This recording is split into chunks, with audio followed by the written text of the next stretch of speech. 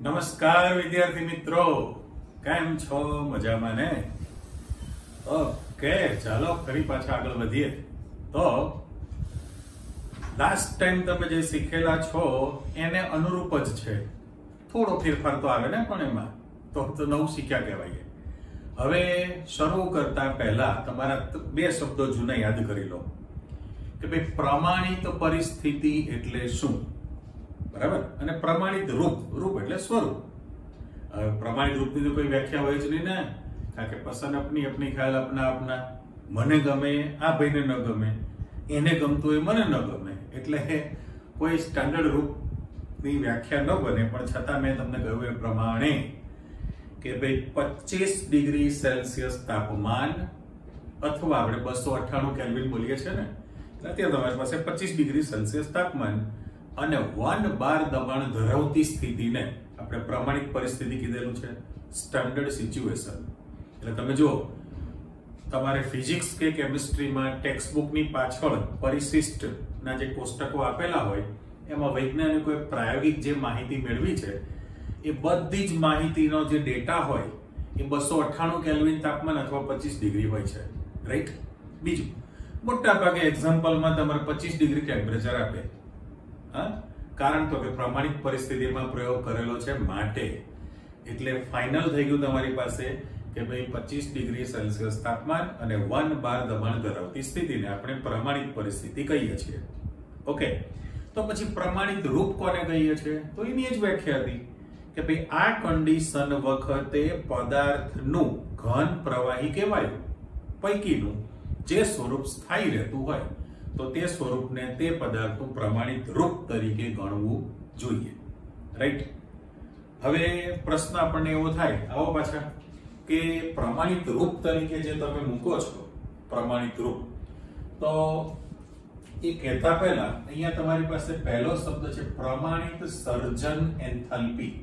સર્જન એટલે ઉત્પન્ન થવું, ફોર્મેશન કહેવાય ને, એટલે સ્પેલિંગમાં તમારી પાસે એફ આવવાનો છે. હવે અને ઉદાહરણ આપીને સમજાવો તો તમારી પાસે ઘણા બધા ઉદાહરણ આવવાના છે, પણ તમે અહીં જોતા હશો તો થોડુંક તમને અહીંયા જો નીચે આંકડાકીય માહિતી મૂકેલી છે ને. હવે એને ચલો હું છૂટા પાડી દઉં, ચેક કરો. જો વચ્ચે એમ લાઇનિંગ પાડી દઉં, ભાઈ આ એક ગ્રુપ બનાવ્યું છે, આમની સાથેનું ગ્રુપ છે, જો દેખાય છે. પછી આ બધા ઇન્ડિવિડ્યુઅલ છે, બરાબર? તો આ ખાલી વચ્ચે લાઇનિંગ મૂકી દઉં છું, રાઈટ? ચલો ને, આ પણ અલગ જ છે. તમે તો કેમ આમ છગડીયો કૌંસ કર્યો? ચલો ડન, કેન્સલ. હવે પહેલામાં પહેલું કે આ જે આંકડા આપેલા છે એ 25 ડિગ્રી સેલ્સિયસ તાપમાને પ્રાયોગિક રીતે માપીને આપેલા છે. જેમ આપણે ઘણી વખત ચર્ચા કરી છે કે દરેકની જન્મ તારીખ કેવી હોય, જુદી જુદી, બરાબર ને?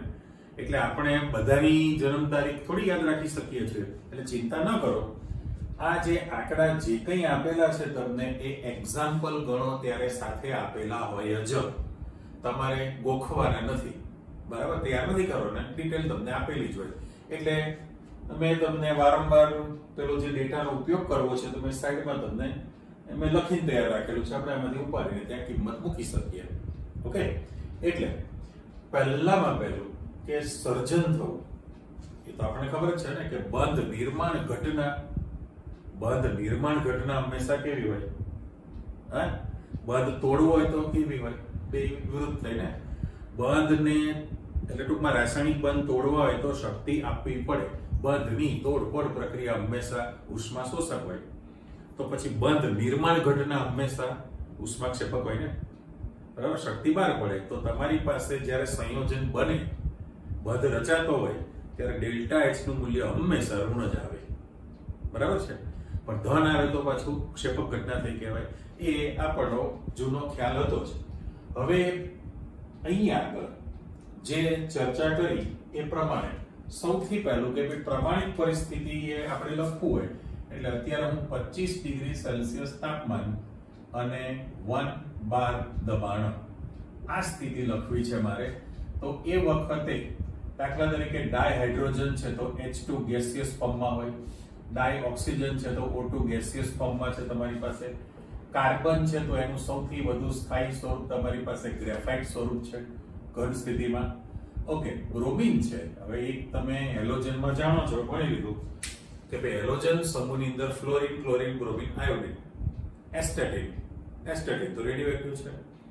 ફ્લોરિન અને ક્લોરિન વાયુ સ્થિતિમાં છે.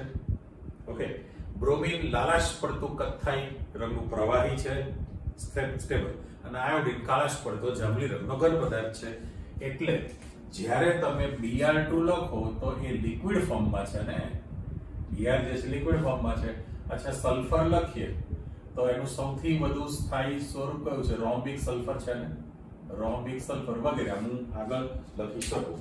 એટલે મેં તમને જે વ્યાખ્યા આપી એ ફરીથી કે આ કન્ડિશનમાં સ્ટેબલ સ્વરૂપ એટલે 25 ડિગ્રી સેલ્સિયસ તાપમાન અને 1 બાર દબાણ ધરાવતી સ્થિતિએ પદાર્થ જે છે એ સ્થાયી સ્વરૂપ ધરાવતું હોય, સ્ટેબલ છે, સ્થાયી છે. એના માટે સંદર્ભ જેનો તમે ઉપયોગ કરો છો, સંદર્ભ સ્વરૂપ એવો પણ શબ્દ વાપરેલો છે, પણ આપણે સ્થાયી સ્વરૂપ રાખો ને.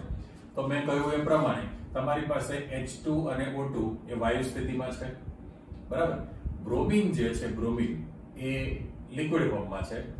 આ બંને ઘન પદાર્થ કર. હવે એમાં ગ્રેફાઇટ લખ્યા પછી અલ્પવિરામ કરીને સોલિડ કૌંસ પૂરો કરું, સલ્ફર લખીને અલ્પવિરામ કરીને સોલિડ લખું, કૌંસ પૂરો કરું. તો હવે તમને અંદાજ આવી ગયો કે આ તમારી પાસે ગ્રેફાઇટ જે છે એ ઘન સ્થિતિમાં રહે છે, સૌથી વધુ સ્થાયી, સ્ટેબલ, અને આ છે રોમ્બિક, એ પણ સૌથી વધુ સ્થિરતા ધરાવે, બરાબર. તો એ સ્થિરતા ધરાવતું સ્વરૂપ થયું કહેવાય. અચ્છા, હવે પ્રમાણિત સર્જન એન્થાલ્પી કોને કહેવાય? કઈ જ નહીં. આમાં આ જે કન્ડિશન તમે રાખેલી છે એ શરતે તમારે 1 મોલ સંયોજન ઉત્પન્ન કરવાનું છે, બરાબર. આપણે સંતોષી જેવું એક જ મોલ સંયોજન જોઈશે. હવે જે સંયોજન છે એની અંદર મૂળભૂત તત્વો એટલે મૂળ અથવા તો એને ઘટક તત્વો પણ તમે કહી શકો ને. ઘટક તત્વો એકબીજા સાથે સંયોજાય, ઘટક તત્વો જે છે એકબીજા સાથે સંયોજાય અને આ તમારી પાસે સંયોજન ઉત્પન્ન કરે તો એ વખતે એન્થાલ્પીમાં થતો ફેરફાર, એન્થાલ્પીનો જે ફેરફાર છે એને સર્જન એન્થાલ્પી કહેવામાં આવે છે. એટલે આપણે વ્યાખ્યા બનાવી હોય તો એવી બની શકે કે જ્યારે 1 મોલ સંયોજન તેમાં રહેલા ઘટક તત્વો વચ્ચેની અથવા તો સંયોજન ઘટક તત્વો પરસ્પર સંયોજાઈને, પણ એમને સંયોજાવાનું ક્યારે છે તો કે 25 ડિગ્રી સેલ્સિયસ તાપમાન અને 1 બાર. તો એને આપણે પ્રમાણિત પરિસ્થિતિ શબ્દ મારે લખી નખાય કે નહીં? હું સરળ ભાષામાં પહેલા વ્યાખ્યા આપી દઉં.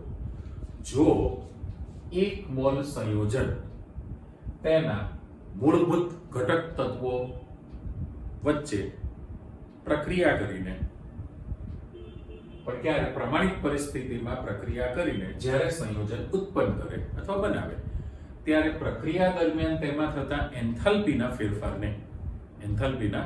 ફેરફારને તે સંયોજનની પ્રમાણિત સર્જન એન્થાલ્પી કહેવાય. ઉષ્મા છે, સર્જન ઉષ્મા એટલે ઉષ્માનો જે ફેરફાર છે એને જ આપણે એન્થાલ્પી કહીએ છીએ. એટલે ટૂંકમાં એવું કહી શકીએ કે ભાઈ 1 મોલ સંયોજન તેમાં રહેલા ઘટક તત્વો આ તાપમાને અને દબાણે સંયોજાય અને સંયોજન ઉત્પન્ન કરે તો એ વખતે જે એન્થાલ્પીનો ફેરફાર થતો હોય, એન્થાલ્પીના ફેરફારને સર્જન પણ પ્રમાણિત સર્જન એન્થાલ્પી કહેવામાં આવે છે. હવે એના માટે આપણે સિમ્બોલ પ્રમાણિત છે એટલે શું લખવું પડે કે ડેલ્ટા HF અને સબસ્ક્રિપ્ટમાં તમે મૂકી દેવાના છો ને એટલે પ્રમાણિત રાશિ તૈયાર થઈ ગઈ કહેવાય. ડેલ્ટા HF 0 આપણે બોલવાના, પણ એ જે છે સબસ્ક્રિપ્ટમાં તમે મૂકી દીધેલું છે. હવે બીજી એક ચોખવટ તમારે એમ કરવી પડે કે ભાઈ પ્રમાણિત સર્જન એન્થાલ્પી જ્યારે તમે લો તો કોઈ પણ તત્વ હોય અથવા તો તટસ્થ અણુ હોય, કોઈ પણ તત્વ અથવા તટસ્થ અણુ હોય તો એની પ્રમાણિત એન્થાલ્પીનું મૂલ્ય હંમેશા 0 સ્વીકારવામાં આવે છે. કારણ કે જ્યારે તમે એક્ઝામ્પલ ગણો છો, ચલો નાના ધોરણમાં તમારે સમીકરણમાં કોઈ ભૌતિક સ્થિતિ લખતા નહોતા, કોઈ સમજણ નથી, પણ હવે તમે જો ભૌતિક સ્થિતિ ન લખો તો ખૂન ખરાબા થઈ જાય, બરાબર? એટલા માટે કે અહીંયા જે મેં તમારી પાસે કિંમતો લખેલી છે, આ બધી જ કિંમતો કોણ છે? તો કે ડેલ્ટા FH0 છે. પણ આ ડેલ્ટા HF0 ક્યારે છે? તો કે 298 કેલ્વિન તાપમાને અને 1 બાર દબાણે છે. હવે તમે આમાં જોતા જાઓ કે ભાઈ મેં ચોખવટ કરી કે ભાઈ સામાન્ય રીતે કોઈ પણ તત્વ એટલે આવર્ત કોષ્ટકનું સિંગલ તત્વ Fe છે, Zn છે, એલ્યુમિનિયમ છે, બરાબર? તો કોઈ પણ તત્વ હોય અથવા તો તટસ્થ અણુ, તો તટસ્થ અણુમાં તમે H2 છે, O2 છે, Cl2 છે, એ બધા તટસ્થ અણુ તમે કહી શકો. તો એની પ્રમાણિત એન્થાલ્પીનું મૂલ્ય તમે 0 સ્વીકારો છો. ઓકે, પણ ભૌતિક સ્થિતિ બદલાય તો એન્થાલ્પીનું મૂલ્ય પણ બદલાય. એટલે હવે તમે અહીં આગળ જે મેં રાશિ મૂકી છે એમાં બબ્બેની પેર તમે જોતા જાઓ. પહેલું તમારે એવું જોવાનું છે કે ભાઈ Br2 બ્રોમિન માટે લિક્વિડ ફોર્મ હોય, જે સ્થાયી સ્વરૂપ છે, તો એનું પ્રમાણિત રૂપ થયું કહેવાય. તો એ વખતે એનો આંકડો આપણે 0, બધાનો એકમ કિલો જૂલ મોલ ઇન્વર્સ છે લખાઈ ગયું ઉપર. પણ જો ગેસિયસ ફોર્મમાં હોય તો એનો આંકડો બદલાઈ ગયો, 30.91 કિલો જૂલ મોલ ઇન્વર્સ છે. ઓકે, અહીંયા હીરો ને ગ્રેફાઇટમાં તમે જતા રહો તો ગ્રેફાઇટ જે છે સૌથી સ્ટાન્ડર્ડ સ્વરૂપ છે અને તત્વરૂપ થયું કાર્બન, તો એની એન્થાલ્પી તમે 0 સ્વીકારી છે જો ગ્રેફાઇટ માટે. પણ જો તમે હીરો રાખો તો એનો પાછો આંકડો છે કિલો જૂલ મોલ ઇન્વર્સમાં છે. આ 1 મોલ પ્રતિ મોલ કહેવાય. 1 મોલ સંયોજન બને તો એન્થાલ્પીનો ફેરફાર છે. હવે અહીંયા તમે જો ખાસ કે ભાઈ H2O સંયોજન જ છે, પણ મેં કીધું ભૌતિક સ્થિતિ બદલાય તો એન્થાલ્પીનું મૂલ્ય પણ બદલાઈ જાય, સર્જન એન્થાલ્પી બદલાશે. જો H2O ગેસ છે તો એનો આંકડો -241.82 છે, બરાબર? Delta HF0. પણ જો H2O લિક્વિડ હોય તો તમારી પાસે -285.83 છે. આ બંને આંકડા સરખા નથી, ડિફર છે જ ને બંને. એટલે તમે એના પરથી નક્કી કરી નાખો કે ભૌતિક સ્થિતિ બદલાય તો એન્થાલ્પીનું મૂલ્ય પણ બદલાશે. સાથે સાથે આ દરેકની કિંમતો મૂકી છે. દાખલા તરીકે મિથેન છે તો એનો આંકડો ઇથેનોલ છે, Fe2O3 સોલિડ છે, CaCO3 સોલિડ, બાજુમાં સોલિડ આપી દઉં છું. તો આ બંને ઘન સ્થિતિમાં છે, બરાબર? આ ઇથેનોલ લિક્વિડ ફોર્મમાં છે. એટલે મેં પહેલા જ કહ્યું કે ભૌતિક સ્થિતિ બહુ જ અગત્યની ગણાય. ભૌતિક સ્થિતિ લખો તો એના પ્રમાણે તમારી પાસે મૂલ્ય આવવાનું છે. તો આપણે 2-3 ઉદાહરણો મૂકી દઈએ જે જાણીતા છે. કિંમતો અહીંથી લેશો. માની લો કે દાખલા તરીકે હું પહેલું ઉદાહરણ એવું આપું ભાઈ H2 ગેસ છે પ્લસ O2 ગેસ છે અને એમાંથી તમે H2O લિક્વિડ બનાવો, બરાબર? પણ હાઇડ્રોજન 2 ઓક્સિજન 1 મારે હાફ લખવું પડે ને સંતુલન કરવા માટે. એ સંતુલન છે પોતે મોલ સંખ્યા સૂચવે છે. બંધ નિર્માણ ઘટના તમારી પાસે ઉષ્મા ક્ષેપક છે એટલે મારે અહીંયા ડેલ્ટા HF0, બરાબર? તો પ્રવાહી સ્થિતિમાં છે એનો આંકડો કેટલો છે? -285.83. -285.83 એકમાં લખું છું કિલો જૂલ મોલ ઇન્વર્સ. લખાઈ ગયું? તો આજે તમે પહેલું ઉદાહરણ આપેલું છે 1 મોલ. પહેલા તો તમે નક્કી કરી લીધું છે કે આમાં બંધ નિર્માણ ઘટના ઉષ્મા ક્ષેપક છે. એટલે પ્રક્રિયા શોર્ટમાં લખું છું ઉષ્મા ક્ષેપક છે. તેથી તમારી પાસે ડેલ્ટા H નું મૂલ્ય હંમેશા કેવું હોય? નેગેટિવ. ડેલ્ટા H પ્રમાણિત કર્યું. ચલો, ડેલ્ટા H0 નું મૂલ્ય હંમેશા ઋણ હોવાનું છે. તો તમે એટલા માટે કોઈ પણ ઉદાહરણ આપી શકો. આ જે રાશિ તૈયાર કરી છે એ ઉષ્માક્ષેપક પ્રક્રિયા માટે કરી કહેવાય. ઓકે, તો હવે આપણી પાસે થોડું ક્લેરિફિકેશન છે. આમ બંનેમાં ધીમે ધીમે આગળ વધતા જાઓ. હવે પ્રશ્ન એવો થયો કે તમે જે બીજું ઉદાહરણ લખશો, બીજું ઉદાહરણ, તો એની અંદર બ્રોમિન છે. બ્રોમિન માટે તમારી પાસે 30.91 લખેલું છે ને, 30.91 રાશિ લખેલી છે ગેસિયસ ફોર્મમાં, લિક્વિડમાં તો 0 છે. તો આમાં જે તમારી પાસે કિંમત તૈયાર થવાની હોય એ બદલાય. પણ એક ફાઇનલ કરી નાખો કે આ પ્રક્રિયા ઉષ્માક્ષેપક છે ને, બરાબર? તો ઉષ્મા શોષક પ્રક્રિયા હોય, તો એના માટે કેવું થાય? માની લો કે તમે, હું બીજું સમીકરણ આપું છું કે ભાઈ N2 gas plus H2 gas, એમાંથી એમોનિયા ગેસ બનાવશો, NH3 ગેસ છે, રાઈટ? પણ સંતુલન કરીએ તો નાઇટ્રોજનની કિંમત 2 છે અને હાઇડ્રોજનની કિંમત અહીં તગડો છે, એટલે 2 કલર આપણે અલગ વાપરી દો. તગડો એટલે બગડો મૂકો, 3 દુ 6, નાઇટ્રોજન 2 એટલે 2, તો 3 દુ 6 છે, એટલે મારે 3 મૂકવાના થાય ને. એટલે મોલનું જે પ્રમાણ છે એ તમારી પાસે 1:3 નો રેશિયો થયો. હવે પ્રશ્ન એવો થયો, આપણે આની જો ડેલ્ટા H બંધ નિર્માણ જ છે ને, એટલે મારે આના માટે લખવું તો ડેલ્ટા HF0 લખું, એનો આંકડો -91.8 કિલોજૂલ મોલ ઇન્વર્સ છે, બરાબર? આ એકમ, આ આપણે કિંમત આપી દીધી. તો નિયમ પ્રમાણે શું થયું? આ પ્રક્રિયા તમારી પાસે ડેલ્ટા H નું મૂલ્ય ઋણ છે ને, તો ઉષ્મા બોલો ક્ષેપક છે, ડેલ્ટા H નું મૂલ્ય ઋણ છે, ઉષ્માક્ષેપક પ્રક્રિયા થઈ. પણ જો આ સમીકરણને તમે ઉલટું લખી નાખો, બરાબર, તો મારે ઉલટું લખવું છે ભાઈ NH3 2 મોલ એમોનિયા છે, એનું આપણે વિઘટન કરીએ તો N2 gas plus 3H2 gas. તો મેં હમણાં જ કહ્યું ને કે બંધ તોડવો હોય તો શક્તિ આપવી પડે, તો ડેલ્ટા H0F ની કિંમત એની જ રહે, પણ આ નિશાની તમારી પાસે પ્લસ 91.8 કિલોજૂલ મોલ ઇન્વર્સ બની જશે. એટલે એક વસ્તુ ફાઇનલ થઈ ગઈ કે ભાઈ જ્યારે ઉષ્મા ક્ષેપક પ્રક્રિયા છે તો ડેલ્ટા H નું મૂલ્ય ઋણ છે, તો બંધને તોડવા માટે શક્તિ આપવી પડે, તો ઉષ્મા શોષક પ્રક્રિયા છે થઈ ગઈ, તો પ્લસ 91.8 તમારી પાસે તૈયાર થશે. એટલે અહીંયા આગળ આ જે રાશિ છે એને હું બ્લોક કરી દઉં. એટલે લગભગ તમે નજીકની માહિતી મેળવતા જશો આની અંદર. હજુ તો આપણે આંકડાનો ઉપયોગ કરવાના છીએ. એટલે ફાઇનલ થયું કે ભાઈ જો પુરોગામી પ્રક્રિયા ઉષ્મા શોષક હોય તો પ્રતિગામી ઉષ્મા ક્ષેપક, એટલે વિરુદ્ધ પ્રક્રમ તમે વિચાર્યું તો અત્યારે આંકડો નથી બદલાતો, માત્ર નિશાની બદલાય, જે આપણે જાણીએ છીએ. પણ હવે પાછો પ્રશ્ન એવો થાય કે સર્જન એન્થાલ્પી ઉદાહરણ આપીને સમજાવો. એટલે તમે ગમે તે ઉદાહરણ આપી શકો. ઉપર ચર્ચા કર્યા પછી તમે H2 નું ઉદાહરણ તૈયાર કરી દીધું છે, હું આ નંબર કાઢી નાખું છું, ચાલો.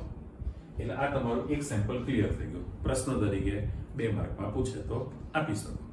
હવે એમાં આપણી ચર્ચા આગળ ચાલે છે કે ભાઈ તમે એવી ચોખવટ કરી કે ભાઈ આ આંકડા બદલાતા નથી, પણ આપણે તો 1 મોલ સંયોજન લાવવું છે ને.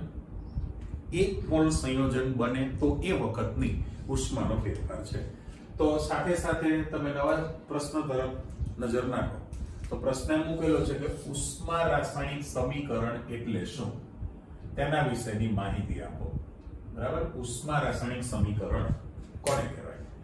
તો તમે કહી જ દીધું ને કે ભાઈ જે રાસાયણિક પ્રક્રિયાને એન્થાલ્પીના ફેરફારના મૂલ્ય સાથે દર્શાવવામાં આવતું હોય, બરાબર, એટલે અહીંયા જે રાસાયણિક પ્રક્રિયાને એન્થાલ્પીના ફેરફાર સાથે દર્શાવવામાં આવતું હોય તો એ પ્રક્રિયાને આપણે ઉષ્મા રાસાયણિક સમીકરણ કહેવાય. અને પછી એની વાત આવે સંતુલનની. એટલે જે સંતુલિત રાસાયણિક પ્રક્રિયાને, શબ્દ પરથી જે સંતુલિત રાસાયણિક પ્રક્રિયાને એન્થાલ્પી ફેરફાર સહિત દર્શાવવામાં આવતી હોય તો એવા સમીકરણને તમે ઉષ્મા રાસાયણિક સમીકરણ કહેવાના છો. ઉષ્મા રાસાયણિક સમીકરણ, તેમાં એન્થાલ્પી ની માહિતી તમારે આપવાની છે. હવે એક વસ્તુ ક્લિયર કરો કે જે તમે સમીકરણ લખેલું હોય અને જે ડેટા આપેલો હોય, એક તો તમે કન્ફર્મ કર્યું કે ભાઈ પ્લસ હોય તો ઉષ્મા શોષક છે અને માઇનસ હોય તો ઉષ્મા ક્ષેપક છે, બરાબર. એટલે તમારી પાસે નોંધ તરીકે તો રાશિ આવી જ ગઈ છે કે ડેલ્ટા H0 નું મૂલ્ય ધન, ઉષ્મા શોષક, ડેલ્ટા H0 નું મૂલ્ય ઋણ, તો ઉષ્મા ક્ષેપક છે. એક બીજી વસ્તુ એવી છે તમારી પાસે કે આ જે આંકડો લખેલો હોય પ્લસ કે માઇનસ, ડિજિટ નથી બદલાતો, માત્ર નિશાની બદલાય. નિશાની પરથી તમે પ્રક્રિયા નક્કી કરી શકો. હવે અત્યારે જે કિંમત લખેલી છે તો એ તમારી પાસે આ પુરોગામી પ્રક્રિયાનો આંકડો થયો કહેવાય, પુરોગામી પ્રક્રિયાનો, રાઈટ? અને આ જો તમે લખો તો પ્રતિગામી પ્રક્રિયા થઈ કહેવાય. એટલે જ્યારે તમને આ જે સમીકરણ આપેલું હોય, સમીકરણની અંદર બંને નિશાની મૂકેલી હોય, જો બંને નિશાની મૂકેલી હોય તો એ માત્ર ને માત્ર ડેલ્ટા H0 F નું જે મૂલ્ય છે એ કોનું તમારે ગણતરીમાં લેવાનું છે? પુરોગામી પ્રક્રિયાનું જ ગણતરીમાં લેવું પડે, ભલે નિશાની પ્રતિગામી મૂકે. એટલે આમાંથી નિપજ બને એટલે એનો આંકડો છે, રાઈટ? અને પેલું આપે તો બદલાઈ જશે. હવે આપણે એમ કહ્યું કે 1 મોલ સંયોજન બનાવવું છે. વ્યાખ્યા જે હતી એ કોમન થઈ ગઈ ને, કે જો 1 મોલ સંયોજન તેમાં રહેલા ઘટક તત્વો પ્રમાણિત અવસ્થામાં, પ્રમાણિત સ્થિતિમાં એકબીજા સાથે સંયોજાય, એટલે પ્રમાણિત સ્થિતિ થઈ અને પ્રમાણિત અવસ્થા થઈ. પ્રમાણિત અવસ્થા એટલે કયા સ્વરૂપમાં છે ચર્ચા આવી કહેવાય. અને બીજું કે આ કન્ડિશન વખતે સંયોજાય અને એ વખતે એન્થેલ્પીનો જે ફેરફાર થાય એને પ્રમાણિત સર્જન એન્થેલ્પી આપણે કહેલું છે. તો પછી આંકડાકીય તમને એક સમીકરણ આપણે એવું મૂકવું છે કે ભાઈ માની લો કે તમે આ સંયોજન બનાવો છો કે C2H5OH ઇથેનોલ છે. ઓકે, તો ઇથેનોલ જે સંયોજન છે એમાં રહેલા ઘટકો કયા છે? તો કે તમે શું લખી શકો? તો કે કાર્બન જે છે એ સૌથી વધુ સ્વરૂપ ગ્રેફાઇટ છે, ગ્રેફાઇટ. હવે અત્યારે સોલિડ નથી લખતો કારણ કે આપણને ખબર છે. પછી તમારી પાસે H2 ગેસ છે અને O2 પણ ગેસ છે, રાઈટ? એટલે આ જ્યારે તમે 1 મોલ ઇથેનોલ સંયોજન બનાવતા હો, 1 મોલ ઇથેનોલ સંયોજન બનાવતા હો તો એમાં મૂળભૂત ઘટકો કયા છે? તો કે કાર્બન છે, હાઇડ્રોજન છે અને ઓક્સિજન છે. પણ કાર્બન જે છે એનું પ્રમાણિત રૂપ ગ્રેફાઇટ ઘન સ્થિતિ, H2 ગેસિયસ ફોર્મ અને O2 ગેસિયસ ફોર્મ છે. હવે તમારે એને કરવું પડે સંતુલન. જો તમે સંતુલન કરો તો અહીંયા કાર્બનની સંખ્યા 2 છે એટલે 2 વડે ગુણીએ. હાઇડ્રોજન તમારી પાસે 5 ને 6 થયા એટલે મારે 3 વડે ગુણવું પડે. પણ ઓક્સિજન એક જ છે એટલે મારે અહીંયા હાફ કરવું પડે. તો અત્યારે જે તમે સમીકરણ મૂકેલું છે અને એ સમીકરણને હું બ્લોક કરી દઉં, સાથે સાથે આ આપણું સમીકરણ તૈયાર છે, કરેક્ટ? અને એની ડેલ્ટા H ઇથેનોલનો તમારી પાસે આંકડો કેટલો છે? તો જુઓ, ઇથેનોલ લિક્વિડ ફોર્મમાં છે -277.7 છે. તો મારે અહીંયા લખવું હોય તો ડેલ્ટા H0F બરાબર -277.7 કિલો જૂલ મોલ ઇન્વર્સ એકમ સાથે મેં તમને આપી દીધું. અહીંયા વાત તમને ગળે ઉતરે છે કારણ કે આ જે નિપજ છે એ પણ 1 જ મોલ છે ને, નિપજ 1 મોલ ઇથેનોલ બને છે તો એનો આંકડો તૈયાર થયો કહેવાય. હવે પ્રશ્ન એવો થાય કે માની લો કે તમે બીજું એક સમીકરણ આપણે મૂકીએ છીએ કે H2 ગેસ પ્રમાણિત સ્થિતિ અને Br2 ગેસ છે પ્રમાણિત સ્થિતિ, અને એમાંથી HBr ગેસ બને, હેલોજન એસિડ કહીએ છીએ ને. પણ જ્યારે તમે સંતુલન કરશો તો હાઇડ્રોજન ને બ્રોમિન ની કિંમત 2 છે એટલે 2 તમારે અહીંયા લખવું પડે ને. આ જે સમીકરણ થયું, આ જે સમીકરણ છે તો એ સમીકરણ માટે મને બ્લોક કરી દઉં છું. તમારી પાસે 2 મોલ નિપજ બને છે. જો આ નિપજ કેટલી બની કહેવાય? 2 મોલ નિપજ એટલે HBr નો તમારી પાસે જો આંકડો જોઈતો હોય HBr માટે તો જેવી રીતે એમોનિયા માટે 91.8 લખેલો છે, 91.8, પણ એ કેટલા માટે છે? 2 મોલ માટે નથી, 1 મોલ માટે છે. તો HBr ની જે તમારી પાસે કિંમત તૈયાર થવાની છે HBr માટે, હવે આપણે તો 1 મોલ સંયોજન લેવું છે, 1 મોલ સંયોજન લેવાનું છે. એટલે આ સમીકરણને જો તમે સુધારો કરો તો સુધારવામાં શું લખવું પડશે કે ભાઈ 1 જ મોલ જો તમારે HBr કરવું હોય, ભલે ગેસિયસ ફોર્મમાં છે, તો અત્યારે તમારી પાસે H2 હાફ કરવું પડે અને હાફ Br2 પણ કરવું પડે. H2 ની કિંમત અને Br2 ની કિંમત. એ બંનેને આ 2 મોલને બદલે તમારે એક જ મોલ લીપજ ગણવાની છે. એક મોલ સંયોજન બને તો અહીંયા હાફ વડે ગુણાકાર કરવો પડે. તો એ જે કિંમત છે તમારી પાસે, એ જે વેલ્યુ હોય, જે પ્રાયોગિક રીતે તમને કિંમત મળવાની છે, પ્રાયોગિક, એ આંકડાનું તમારે અડધું મૂલ્ય કરવું પડે, કારણ કે આપણે લઈએ છીએ 1 મોલ માટે. તો એવી રીતે બીજું સમીકરણ પણ તમે ઉદાહરણ તરીકે લઈ શકવાના છો. તો આની અંદર આ જે બન્યું છે HBr, માની લો કે તમે એક વાળું લીધું છે. આ જે સમીકરણ છે N2 ગેસ 3H2 ગેસ, તો 2 મોલ એમોનિયા માટે છે ને. એક જ મોલ એમોનિયા કરવો હોય તો નાઇટ્રોજન એક જ છે, એટલે હાફ કરવું પડે. હાઇડ્રોજન 3 છે, 3 જોઈએ તો મારે શું કરવું પડે? 3 માટે શું લોકો અહીંયા 3 કરવા માટે 3 જ હાઇડ્રોજન જોઈશે. તો 6 વડે ગુણાકાર કર તો 6 દુ 12 થાય. તો 6/2 લખવું પડે. 6 દુ 12 ભાગ્યા 2, 6 દુ 12 ભાગ્યા 2, તો 6/2 થયું કહેવાય. ઓકે, હું તમને બીજું ઉદાહરણ આપું છું, પણ તમને આ ગળે વાત ઉતરી ગઈ હશે કે તમે જે લાવશો એ હવે આ સમીકરણમાં સુધારો તમે કરી દીધો છે. તમે એક જ મોલ લાવવાના છો, તો એ જે વેલ્યુ મળશે એ ડેલ્ટા HF0 બંધ નિર્માણ જ છે. તો એ નેગેટિવ રાશિ મારે મૂકી દીધી. આ એકમ કિલોજૂલ મોલ ઇન્વર્સ જ છે, પણ એ એક્ઝેક્ટ તમારી પાસે અડધી કિંમત તૈયાર થાય આના કરતા, 1 મોલ છે. Same topic. હજુ તમારી પાસે એક વિગત એવી આવવાની છે કે હવે સમીકરણનું મહત્વ શું છે. તો મહત્વમાં તમે બે ત્રણ વસ્તુ તો ક્લિયર કરી જ નાખી કહેવાય. મહત્વ માટે અથવા શું માહિતી આપે, તો જે તમે સહગુણક ગુણો છો, સહગુણક એ મોલની સંખ્યા સૂચવે છે. ચલો હજુ એક ઉદાહરણ આપણે જોઈ લઈએ. તમને એમ કહેવામાં આવે કે ભાઈ કેલ્શિયમ કાર્બોનેટ, જો CaO કેલ્શિયમ ઓક્સાઇડ CO2 સાથે સંયોજાય તો તમારી પાસે CaCO3 બન્યું ને, કેલ્શિયમ કાર્બોનેટ સોલિડ.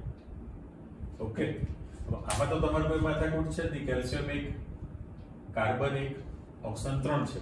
કદાચ તમે એવું માનતા હો કે ભાઈ આ 1 મોલ સંયોજન છે, બંધ નિર્માણ થયું છે. જો તમારી પાસે કેલ્શિયમ કાર્બોનેટનો આંકડો -178.5 લખેલો છે, આપણે આપી જ દઈએ ત્યાં આગળ કે ભાઈ એની વેલ્યુ જે છે ડેલ્ટા H0F -178.5 છે ને, અને કિલો જૂલ મોલ ઇન્વર્સ છે. રાઈટ? આ મેં સમીકરણ આપી દીધું. પણ આ રાશિ જે છે એની પ્રમાણિત સર્જન એન્થાલ્પી ના ગણી શકાય. કેમ ન ગણી શકાય? એનું કારણ એટલા માટે કે તમે જે સેમ્પલ ઇથેનોલ માટે પહેલું વિચારેલું છે એ સાચું કહેવાય. કારણ શું છે? તમારી વ્યાખ્યા પ્રમાણે 1 મોલ સંયોજન બને છે, પણ એ શું છે? એના ઘટક તત્વો પ્રમાણિત સ્થિતિમાં સંયોજાઈને સંયોજન બનાવે છે. ત્યારે આપણું જે સમીકરણ છે એમાં કેલ્શિયમ કાર્બોનેટ જે છે, કેલ્શિયમ કાર્બોનેટ ભલે 1 મોલ સંયોજન હોય, પણ એની અંદર આ મૂળભૂત તત્વો થોડા છે. મૂળભૂત ઘટક છે જ નહીં, આ તો સંયોજન છે. કારણ કે કેલ્શિયમ ઓક્સાઇડ એક સંયોજન છે. કેલ્શિયમ ઓક્સાઇડ શું છે? એક સંયોજન. CO2 પણ એક સંયોજન છે. તો આ સંયોજન વચ્ચે પ્રક્રિયા થઈને એમાંથી તમારી પાસે નવું સંયોજન બન્યું કહેવાય. એટલે આને તમે એની પ્રમાણિત સર્જન એન્થાલ્પીનું મૂલ્ય ગણી શકતા હોતા નથી. રાઈટ? છતાં તમારે એની ગણતરી કરવી જોઈએ. તો કેવી રીતે ગણી શકાય? એના માટે હવે તમારું સમીકરણ જુઓ. તો આપણે જેવી રીતે એન્થાલ્પી ફેરફાર લાસ્ટ ટાઈમ જે તમે શીખી લીધું એની જેવી જ પ્રક્રિયા લખેલી, ડેલ્ટા H0R લખાશે. પ્રક્રિયા દરમિયાન એન્થાલ્પીનો ફેરફાર, તો સિગ્મા I AI, બરાબર? સિગ્મા I AI તમે લખેલું છે, અને અહીંયા તમારી પાસે HF0 પણ કોણ લખાશે? નીપજો કૌંસ હતો જ, માઇનસ સિગ્મા BI પણ અહીંયા તમે I લખવાના છો, અને HF0 પણ કોણ છે? પ્રક્રિયકો. રાઈટ? આ દાખલો ગણવા માટેનું તમારી પાસે સૂત્ર સમીકરણ આવી ગયું છે. એને હું બ્લોક કરી દઉં. તો આને તમારે યાદ રાખવાનું છે. આ લાસ્ટ ટાઈમ જે હતું એ જ થયું કે આમાં હું સહેજ ચોકડી પહેલા પર પાડી દઉં. આને તમે પ્રમાણિત સર્જન એન્થાલ્પી લઈ શકતા નથી ઉપર. હવે તમે જુઓ કે ભાઈ AI અને BI શું છે? AI અને BI એ અનુક્રમે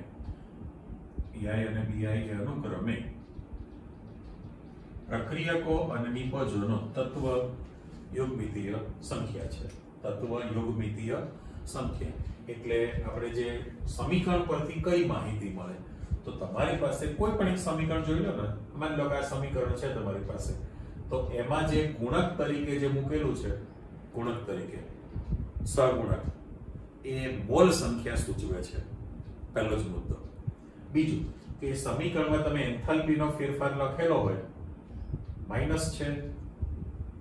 માઈનસ છે તો ઉષ્મા ક્ષેપક છે અને પ્લસ હોય તો ઉષ્મા શોષક છે. એટલે એન્થાલ્પી ફેરફારના મૂલ્ય પરથી પણ તમે મેળવી શકો છો. અને ત્રીજી માહિતી એવી છે કે જે સમીકરણ તમારી પાસે આપેલું એમાં કોઈ પણ એક ઘટકની પ્રમાણિત સર્જન એન્થાલ્પી પણ મેળવી શકાય. રાઈટ? એટલે માની લો કે આ તમારી પાસે ઉદાહરણ છે જ ઉપર, તો એને મારે આને લખવું હોય તો આપણે એવું લખી શકીએ. હું આને બરાબર જ કરી નાખું છું. બધામાં મોલ સંખ્યા તો સરખી જ છે તમારી પાસે, તો મારે લખાશે એવું એની અંદર કે ભાઈ delta H0F of CaCO3 solid. હવે તમે અંદર નહીં લખો અને બહાર લખી નાખશો તો પણ ચાલશે. ચલો CaCO3 સોલિડ એમ લખું. તો આ કોણ છે? નિપજ છે. એટલે નિપજ એક જ મોલ છે અને માઈનસ અહીંયા આપણે આપી દો તો ડેલ્ટા H0F ઓફ CaO પણ એ સોલિડ છે, બહાર લખ્યું મેં, અને plus delta H0F of CO2 પણ બહાર લખું છું, ગેસિયસ ફોર્મ. તો હવે તમે જોઈ લો જોઈએ કે તમારી પાસે કેલ્શિયમ કાર્બોનેટ સોલિડ જે છે એની તમને કિંમત આપેલી હોય, બરાબર? કેલ્શિયમ ઓક્સાઇડની કિંમત તમને આપેલી હોય અને CO2 ને બધા જ તમને આંકડા આપવા પડે. જો બધી જ કિંમતો જો તમને આપેલી હોય, હા, અને પછી તમે ગણતરી કરશો તો અહીંયા આખો જે જવાબ છે તમારી પાસે નેગેટિવ થવો જોઈએ. અને ઋણ કિંમત આવે તો પ્રક્રિયા કેવી થઈ કહેવાય? ઉષ્મા ક્ષેપક પ્રક્રિયા બનેલી છે. એ પ્રક્રિયા તમારી પાસે ઉષ્મા ક્ષેપક તૈયાર થવાની હોય. કરેક્ટ? એટલે આવી રીતે તમે કોઈ પણ સમીકરણ આપી શકો. માની લો જો આપણે બીજું સેમ્પલ જોઈએ છે, પણ આપે તત્વ કે તટસ્થ અણુનું મૂલ્ય તમે 0 સ્વીકારો છો. એવું એક સમીકરણ લઈ લઈએ કે ભાઈ Fe2O3 છે. Fe2O3 બરાબર? તમારું જૂનું જાણીતું સમીકરણ, ધાતુ શુદ્ધિકરણમાં આવતું Fe2O3 છે. જો તમે એનું એલ્યુમિનિયમ વડે રિડક્શન કરી નાખો તો તમારી પાસે Fe ધાતુ છૂટી પડે અને વધતા Al2O3 બની જશે. ચલો આ સમીકરણ પહેલું એને તમે સંતુલન કરી દો. એટલે આપણે લખાણ આપો ભાઈ Fe ની કિંમત 2 છે એટલે 2 મુકાશે, એલ્યુમિનિયમ ની કિંમત 2 છે એટલે 2 મુકાશે, ઓક્સન 3 તો ઓક્સન 3 જ છે. રાઈટ? તો આ તમારી પાસે સમીકરણ તૈયાર થયેલું છે. અને થોડી પ્લસ નિશાની આ બાજુ મૂકી દો. જો આ જે સમીકરણ આપેલું છે એને ઉપર પ્રમાણે ગણતરી કરવી હોય Fe2O3, તો હવે હું ખાસ નિશાની મૂકું છું કે ભાઈ એલ્યુમિનિયમ તત્વ છે અને Fe પણ શું છે? તત્વ છે. આ બધા એક્ઝામ્પલ જ છે. એક્ઝામ્પલમાં તમને આંકડા આપેલા અને આ સૂત્રમાં મૂકીને ગણતરી કરો છો. એટલે આ બંને તત્વ છે તેની પ્રમાણિત એન્થાલ્પીનું મૂલ્ય તમારે 0 સ્વીકારવું પડે. 0 છે, સ્વીકારેલું જ છે. તો તમને રકમમાં Fe2O3 નો આંકડો આપેલો હોય અને Al2O3 નો જો તમને આંકડો આપી દીધેલો હોય, જેવી રીતે Fe2O3 છે એની કિંમત છે, તો Al2O3 ની પણ કિંમત આપેલી હોય, તો તમે પ્રક્રિયા દરમિયાન, આખી પ્રક્રિયા દરમિયાન એમાં પ્રમાણિત સર્જન એન્થાલ્પી શોધી શકો. માની લો કે આના માટે મારે લખાણ આપવું હોય તો હવે એક વખતે જુદું છે એટલે એવું લખી નાખું કે ડેલ્ટા એચ એફ જે હતું, પણ હવે પ્રક્રિયા છે ને એટલે મારે ડેલ્ટા એચ આર લખવું પડે જેમ છે ઉપર. આના માટે તમારી પાસે આ ગણતરીમાં લેવાનું જ નથી, માત્ર ને માત્ર ડેલ્ટા એચ એફ 0 પણ છે Al2O3 સોલિડ, એટલે ત્યાં જગ્યા છે તો સોલિડ એમ બ્રેકેટની અંદર લખું છું. આવું પણ લખાય, આવું પણ લખાય, બે સિસ્ટમ સાચી. તો નિપજ તરીકે તમારે આ આંકડો લેવાનો છે. આ તો 0 થઈ ગયું અને માઇનસ ફરી પાછું લખો તો ડેલ્ટા H0F અહીંયા આગળ Fe2O3 લખું અને અલ્પવિરામ કરીને સોલિડ પાછું આપણે આપી દીધું છે Fe2O3, બરાબર, એને તમે આપી દો. તો બંનેની કિંમતો જો તમને આપેલી હોય અને ગણતરી કરશો તો તમારી પાસે અહીંયા આન્સર આવી જાય. એટલે જે હવે સંતુલિત અથવા સમતોલિત, જે સમતોલિત રાસાયણિક પ્રક્રિયાને એન્થાલ્પીના ફેરફાર સહિત દર્શાવવામાં આવતું હોય તો તેને ઉષ્મા રાસાયણિક સમીકરણ કહે છે, બરાબર. એટલે તમારી પાસે આખી જે વિગત તૈયાર થતી ગઈ એમાં ઉષ્મા રાસાયણિક સમીકરણ કીધું છે. આના પ્રમાણે તમે ચર્ચા વિચારણા આપી દીધી કે બે આ 2 મોલ માટે છે, એની બદલે જે જવાબ હોય એનું તમારી પાસે એક્ઝેક્ટ અડધું કરવાનું થાય મૂલ્ય, તો એ 1 મોલ સંયોજન માટે તૈયાર થયેલું કહેવાય. પછી તમે આ જે લખો છો એને પ્રમાણિત સર્જન એન્થાલ્પી નથી, કારણ કે એ જે છે સંયોજનમાંથી ઉત્પન્ન થયેલું છે, ઘટક તત્વોમાંથી નથી, એટલે આનો ગણતરીમાં લઈ શકો. અને પ્રક્રિયા દરમિયાન એન્થાલ્પીનો જે ફેરફાર તમારે માપવો હોય તો એ ગણતરી માટેનું સૂત્ર છે, બરાબર. પણ AI નિપજોનો તત્વ યોગમિતીય સંખ્યા અને DI પ્રક્રિયકોની તત્વ યોગમિતીય સંખ્યા છે. તો સમીકરણ પરથી તમને 3 માહિતી મળે છે ને, જે આપણે કહી દીધી કે જે આ તત્વ યોગમિતીય આંકડો જે લખેલો છે એ આંકડો જે સહગુણક તરીકે મૂકો છો એ ઘટકોની મોલ સંખ્યા સૂચવે છે, પહેલું.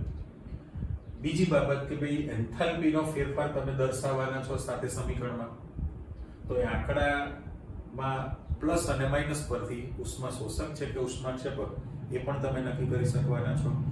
અને સમીકરણ પરથી જે સમીકરણ જે આપેલું છે એના પરથી તમે પ્રક્રિયા દરમિયાન આખી જે પ્રક્રિયા છે એ થયેલી પ્રક્રિયા છે, તો એ પ્રક્રિયા દરમિયાન એન્થાલ્પીનો ફેરફાર કેટલો છે એની પણ તમે ગણતરી કરી શકો. પણ એ ક્યારે કરી શકો તો કે એમાં રહેલા દરેક ઘટક કણો દરેક ઘટકોની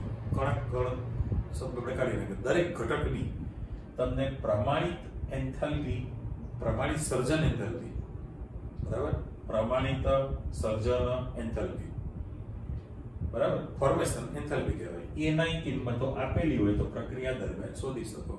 એનાથી ઉલટું પણ છે કે ધારો કે તમને કોઈ પણ એક ઘટકની શોધવાની કીધેલી હોય તો પણ તમે મેળવી શકો ને.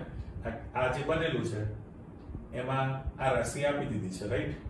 તો તમે કેલ્શિયમ ઓક્સાઇડની કેટલી હશે એમ ગણતરી કરવી છે તો પણ તમે ગણતરી કરીને આપી શકવાના છો કે આ જે પ્રક્રિયાનો આંકડો આપી દીધેલો છે, રાઈટ. પ્રક્રિયાનો આંકડો તમારી પાસે પ્રક્રિયા દરમિયાન એટલે આ ડેલ્ટા H0R આપેલું કહેવાય. તો પ્રક્રિયાની કિંમત દાખલા તરીકે તમને આપેલી હોય, આના માટે ઉદાહરણ જો ને, આ રેડી છે કમ્પ્લીટ. પ્રક્રિયાનો જે તમે ગણતરી કરો છો એ તમને રકમમાં આપી દીધું છે, એટલે ડાબી બાજુની પદ છે. આ બે માંથી કોઈ પણ એક રાશિ તમને ખબર નથી તો ગણતરી કરીને શોધી શકાય, રાઈટ. તમે બંનેમાંથી કોઈ પણ એક વેલ્યુ નથી જાણતા, ગણતરી કરીને મેળવી શકાય. એટલે ટૂંકું ટચ આપણે જે શીખ્યા છીએ એ બધી જ વિગત તમારી પાસે પ્રમાણિત સર્જન એન્થાલ્પી, બરાબર, એટલે પ્રમાણિત પરિસ્થિતિ, પ્રમાણિત રૂપ અથવા સંદર્ભ અવસ્થા પણ શબ્દ કહો છો. એ સંદર્ભ અવસ્થામાં અપર રૂપ હોય એને પણ ગણતરીમાં લેવામાં આવે છે. જે સ્ટેબલ હોય એના માટેની માહિતી તૈયાર થતી ગઈ. આ આંકડા તમારે ગોખવાના નથી, રકમમાં તમને આપેલા જ છે અને એ આ સૂત્ર પ્રમાણે ગણતરી કરીને તમે એક્ઝામ્પલ ગણી શકો. જેવી રીતે અહીંયા એક ઉદાહરણ આપેલું છે એવા તમારે બીજા ઉદાહરણ કરવા હોય તો ન કરી શકાય. જેમ એમોનિયા માટેનું છે એવી જ રીતે આ જે સમીકરણ મૂકેલું છે ઇથેનોલ માટે લખેલું છે.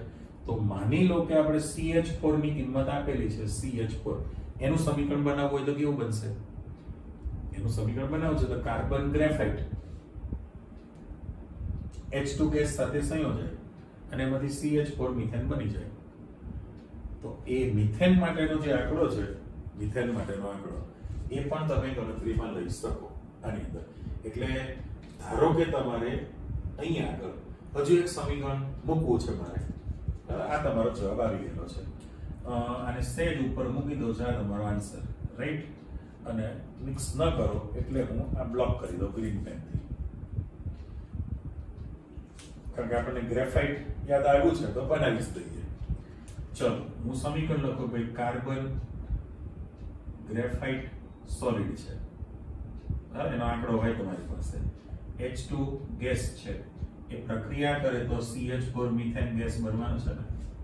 પણ મિથેનનો જે તમારી પાસે આંકડો છે -74.81, એટલે delta HF0 -71.84 kilo joule mall inverse. આ રાશિ તમારી પાસે છે, બરાબર? હવે સમીકરણની અંદર કાર્બન ગ્રેફાઇટ એક જ છે, પણ હાઇડ્રોજન તમારી પાસે 2 વડે ગુણાકાર કરી નાખો. પણ જોવાની વસ્તુ એમ છે કે તમારી પાસે આ સંયોજન છે એક જ મોલ છે ને, CH4. એટલે carbon graphite solid H2 gas છે અને CH4 મિથેન છે. તો એની જે ડેલ્ટા H0F એક મોલ સંયોજન માટે તમે આ મિથેન માટે આ કિંમત લખી શકો, રાઈટ? અને મિથેન નો આંકડો તમારી પાસે છે, ઓકે. ગ્રેફાઇટ નો આંકડો તમારી પાસે શોધો, 0 છે, અને H2 નો આંકડો પણ 0 રાખશો તો પ્રક્રિયા દરમિયાન ડેલ્ટા HR0 એ જ એની ડેલ્ટા HF0 બની જાય કે નહીં? ઇક્વલ રાશિ થઈ, કારણ કે આ બંને તત્વરૂપ છે અને તટસ્થ અણુ છે, એનું મૂલ્ય 0 લેવાના છો. એટલે પેલી રાશિ તમે કમ્પેરિઝનમાં લઈ શકો છો, રાઈટ? ઓકે. અને હજુ આના કનેક્શનમાં તમારી પાસે બહુ જ મોટો પ્રશ્ન અગત્યનો આવવાનો છે, એની ચર્ચા કરવાના. પણ આટલું તમે તૈયાર કરી રાખો, ફરી પાછળ મળીએ. ઓકે, આવજો.